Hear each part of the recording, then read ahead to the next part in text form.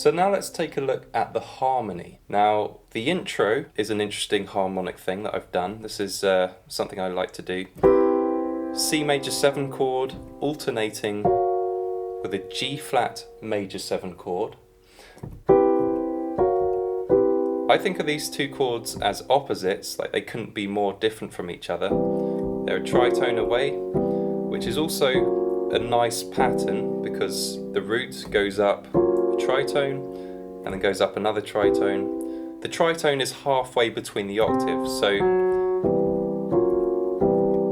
this is kind of interesting. I see these two chords as opposites in my mind. The scales which each chord implies are very different.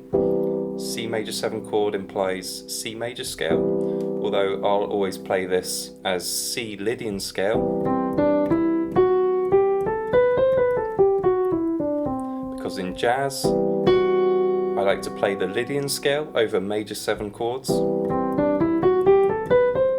and over the G flat major 7 chord I'll play G flat Lydian scale.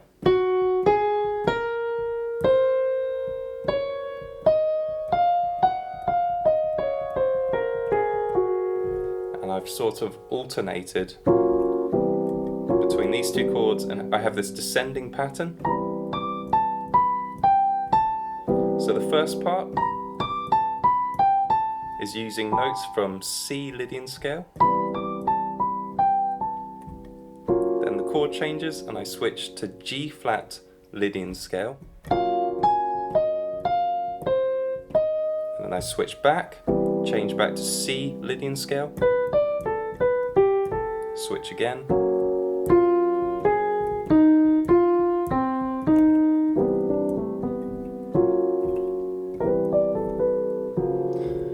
So this is just a neat pattern. There's lots of interesting variations you can do on this kind of idea.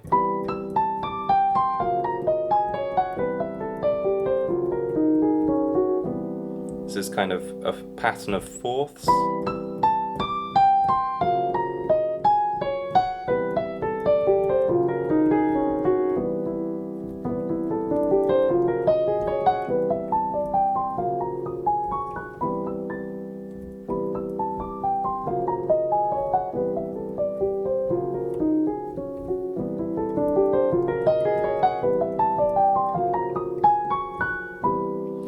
What was that little thing I did? Even though it's not in the piece, I'll show you. I'm going up in fourths, B, E, A. I would go up to D, but just to keep this pattern within my hand's reach, I take the D, put it down an octave, continue, going up in fourths. I would go up to F, but bring it down an octave, go up in fourths. So I'm just playing up in fourths. If I didn't keep it within an octave, it would look like this.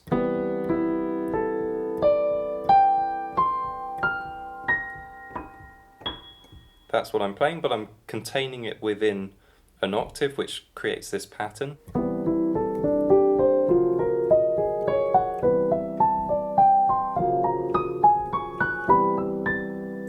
And you can do it coming down as well, just by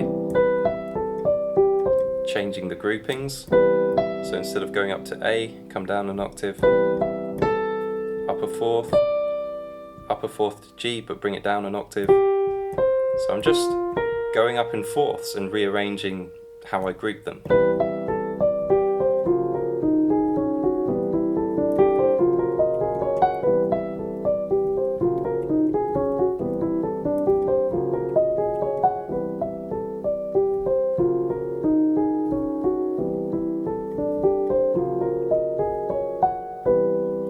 So that's a side note, but I'll leave it in. This intro pattern, very similar idea to that pattern, just alternates between these two chords, and I just have this descending simple melody.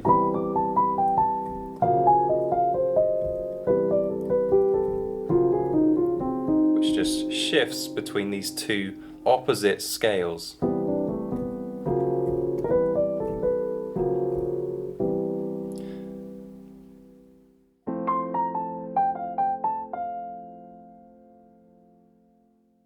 Now, a lot of the time, the melody is doubled, so I'm playing at least 2 notes in my right hand. And when I do that, I make sure that the top note, the melody note, is played louder. And again, I use this technique of sort of leaning my hand to the side, so it's leaning downward on the upper side and upward on the lower side. You can see my hand is sort of shifted this way. And what that results in is this side sounds louder and this side sounds quieter. And again, a lot of this technique stuff is not me being a genius and somehow just playing the top notes louder while simultaneously playing my thumb quietly. That's not what I'm doing. It's just all in sort of hand positioning, and just tipping my hand to this side results in the melody being louder and the inner voice being quieter.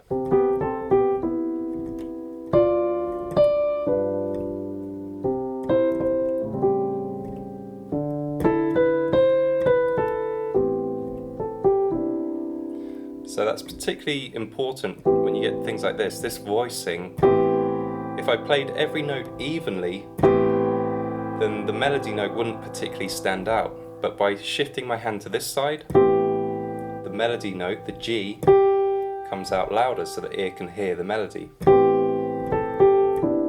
Again here, C major 7 voicing, the 9 added. This could easily distract the ear if I played all notes evenly, but by shifting to this side, I play the melody note, the E, slightly louder.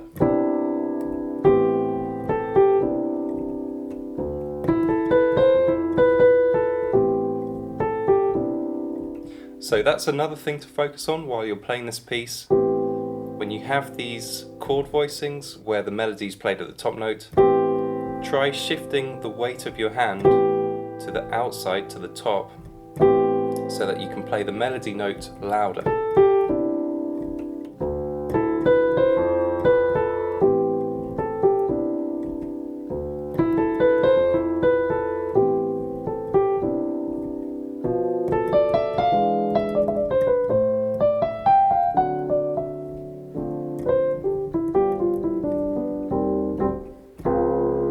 Even with these voicings here, I'm treating the top note as a melody note, and again I'm leaning my hand this way so that the C is heard more than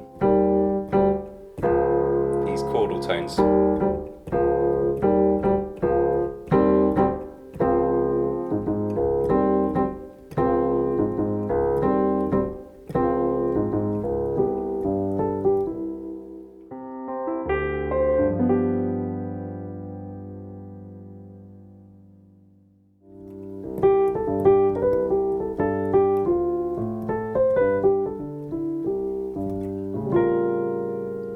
Nice voicing there. A7 altered, root third 7th in the left hand, and then a stack of fourths going up, so 4th above G, 7th, C, 4th above that, F, 4th above that, B flat.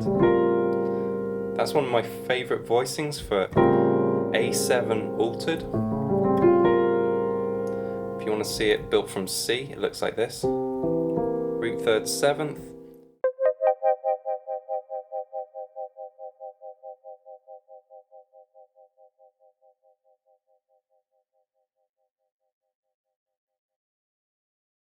and then build a stack of fourths, so 4th up, sharp 9, 4th up, the flat 6th, or the flat 13th I should say, the 4th above that, the flat 9. That would resolve down a 5th to F minor 7. So, nice voicing.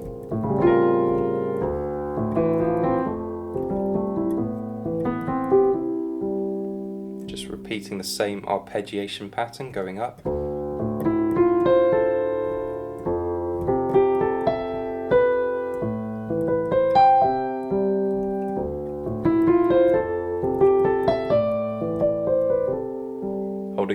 down with each of those chords.